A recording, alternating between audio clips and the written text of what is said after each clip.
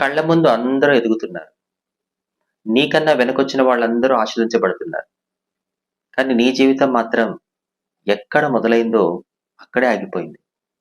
నువ్వనుకుంటున్నావు, ఒక్కళ్ళు కూడా నాకు సపోర్ట్ చేయరే, అసలు వీళ్ళకి మనసే లేదు అని. ఆనాడు 38 సంవత్సరాలుగా వ్యాధితో బెతెస్దా కోనేరు దగ్గర పడి ఉన్న ఆ వ్యక్తి కూడా సేమ్ ఇలాగే ఆలోచించాడు. నాకన్నా వెనకొచ్చిన వాళ్ళందరూ స్వస్థత పొందుతున్నారు. కానీ నేను మాత్రం ఇక్కడ 38 సంవత్సరాలుగా నరక యాతన అనుభవిస్తున్నాను. ఒక్కళ్ళకి కూడా నా మీద జాలి లేదే, ఒక్కళ్ళు కూడా నాకు సహాయం చేయరే అని. అప్పుడే యేసయ్య అతని దగ్గరకొచ్చాడు.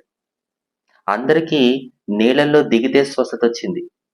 కానీ అతన్ని మాత్రం యేసయ్యే స్వయంగా స్వస్థపరిచాడు.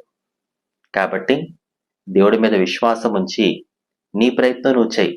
త్వరలోనే నీ జీవితంలో నువ్వు ఊహించని మలుపు నువ్వు చూడబోతున్నావు. ఆమేన్. నీ కళ్ళ ముందు అందరూ ఎదుగుతున్నారు.